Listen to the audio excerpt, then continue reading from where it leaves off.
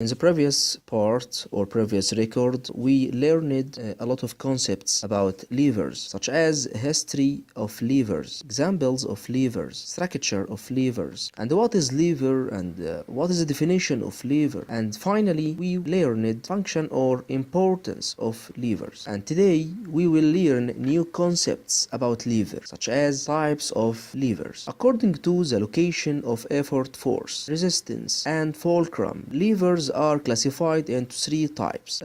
زي ما احنا متعودين ان احنا بنقرأ المنهج انجليش ونوضحه انجليش، كمان بنفسره ليك باللغة العربية علشان تعمل حاجة اسمها انتجريشن، حاجة اسمها تكامل وترابط في الفهم.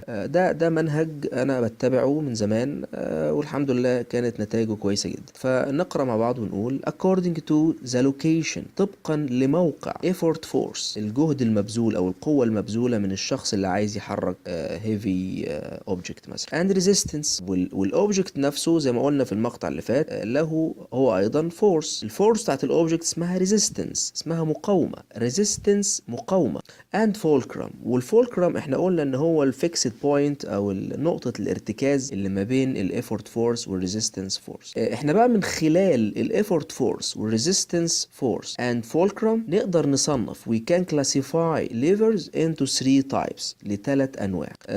first class levers، second class lever and third class lever. طيب بمزيد من التوضيح، first class levers they are levers that have fulcrum between force and resistance. يعني لما يكون الفولكرم او نقطة الارتكاز او الفيكسد بوينت اللي موجودة في الليفر بتاعي اللي شغال بيه between force and resistance, so we conclude that this lever is the first class lever. طيب second class lever ايه هو بقى النوع الثاني من الليفر من الروافع؟ they are levers that have the resistance between fulcrum and force. يعني لما يكون في الليفر اللي انت شغال بيه الريزيستنس او الريزيستنس فورس او المقاومه بتاعت الاوبجكت بتاعت الجسم between fulcrum and force، بين نقطه الارتكاز وقوتك انت، so we can conclude that we can define that this is a second class lever، هو ده النوع الثاني من الروافع. and finally third class lever او النوع الثالث من الروافع they are levers that have the force between resistance and fulcrum. يعني لما يكون الليفر اللي انت شغال بيه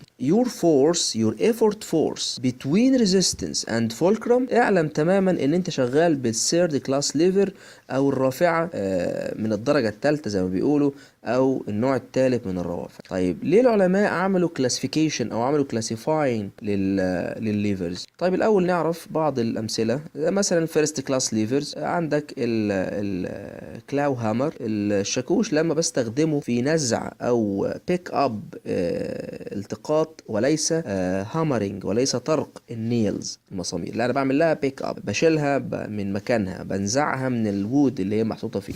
هتلاقي عندك زي ما انت شايف في الصوره الفولكرم between resistance and force، فولكرم between resistance and force. كذلك الحال لو نزلت بعينك تحت شويه هتلاقي البلايرز اللي هي بيستخدمها الجماعه اللي هم اللي بيشتغلوا في الكهرباء. هتلاقي برضو ان الفولكرم اللي هو النقطه اللي في النص او المسمار اللي في النص اللي هو الفيكسد بوينت between what between effort force اللي هي المقابض اللي انت بتقفل بيها وتشد and resistance force المكان المدبب اللي انت بتربط بيه الاسلاك. دي بعض الامثله على الفيرست كلاس ليفرز. كمان في امثله تانية كتير زي الووتر بامب اللي هي مضخه الميه وهكذا. امثله على الاكزامبلز على السكند كلاس ليفر النوع الثاني من الروافع. عندك الويل بارو، دي اشهرهم. لو لاحظت عندك في الويل بارو انت بتشيل منين؟ من الارمز بتاعه الويل بارو، من دراع الويل بارو. حلو قوي.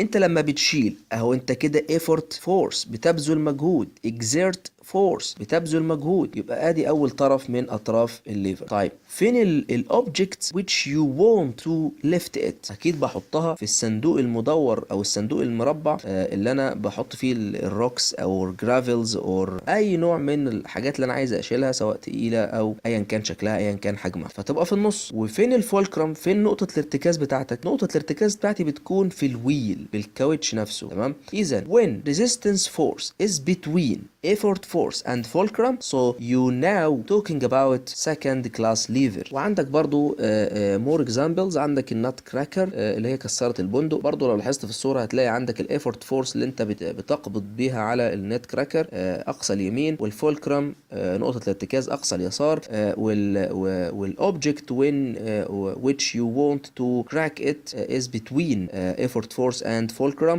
so you are talking about second class lever. دلوقتي انت بتتكلم عن النوع الثاني من الروافع. طيب عايز اكزامبل على الثيرد كلاس ليفر. عندك الهيومن ارم، ذراع الانسان.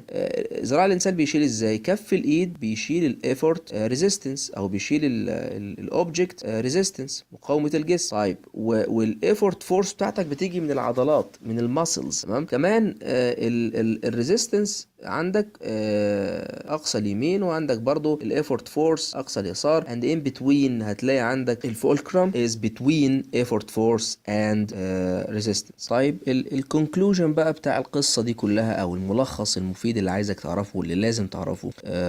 if you want to differentiate between the types of levers, you have to define, you have to know the medium part or the middle part of lever. If you know the middle part of lever, you can define the type of lever, such as first class lever. The fulcrum is between force and resistance. يعني انت لو عرفت ايه هو الجزء الاوسط اللي موجود في الرافعة، خلاص انت كده عرفت الرافعة دي نوعها ايه. على سبيل المثال ان الفيرست كلاس ليفر الفولكرم بتاعتها هو ده النوع التقليدي، ده النوع الاساسي اللي معروف. الفولكرم is between force and resistance. خلاص اي رافعة هتقابلك في المنهج او في الامتحان قدرت تحدد او قدرت تعرف او شفت فيه او هو قال لك في السؤال ان الفولكرم between force and resistance، خلاص يبقى دي فيرست كلاس ليفل. لو قال لك مثلا ان الريزيستنس between fulcrum and force، لو الريزيستنس المقاومه between fulcrum نقطه الارتكاز and force وقوتك انت كشخص، يبقى دي السكند كلاس ليفل. لو قال لك بقى ان الفورس between resistance and fulcrum دي اخر انواع الليفر،